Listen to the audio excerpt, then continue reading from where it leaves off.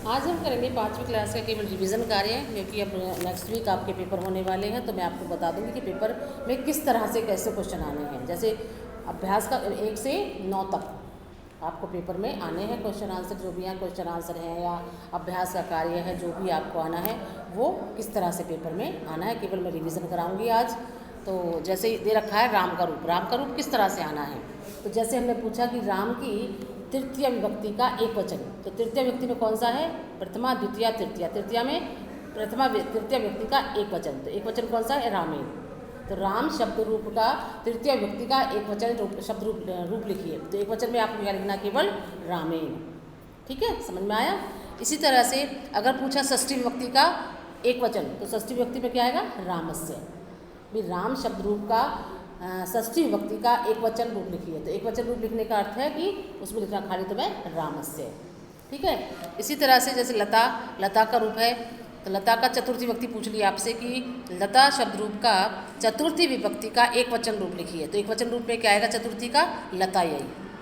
अगर पंचमी पूछती है तो लताया, ऐसी षष्ठी पूछ जाती है तो यहाँ भी लताया।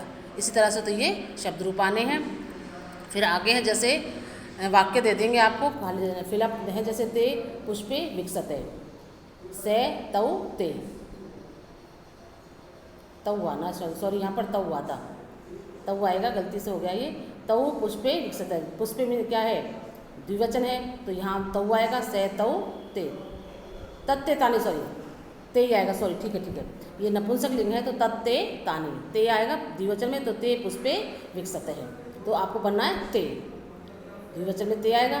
इस तरह से है, से बालम दुग्धम पिबती, से क्या है, बाल है, बाल एक बच्चा है, दुग्धम पिबती क्रिया एक है, तो यहाँ आएगा से बाल दुग्धम पिबती।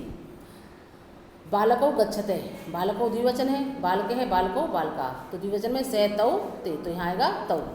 यहाँ है सा, लता पद्धति, लता पत्ती, लता गिरती है या लता बेल भी होती है, तो ये है स्त्रीलिंग, तो स्त्रीलिंग में से की वह की संस्कृत क्या है, सा, तो एक वचन में आएगी सा लता पद्धति। ठीक है, इस तरह से आपके क्वेश्चन आने हैं।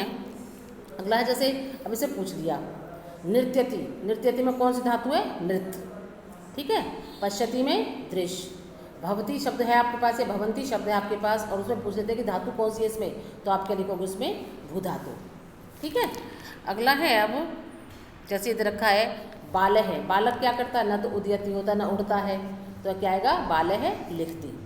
जलम न आगच्छति या न वत्ति या क्या आएगा, वहती। इसी तरह से आपको उसमें करने हैं। ऐसे यहाँ फिलअप्स आ जाएंगे, चलती डैश चलती, ऑप्शन दे देंगे कौन चलता है, गजय, उसमें और भी आ सकते हैं, कुछ नपुंसक शब्द भी आ सकते हैं, तो उसे ध्यान से आपको करना है।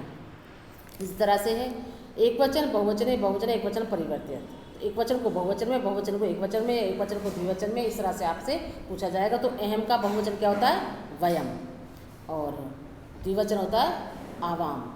ठीक है। अगला है, अब किम तत् सर्वनाम का नपुंसक का द्विवचन, तत्ते तानी, आगे ना तत्ते तानी, ते है द्विवचन। ठीक है।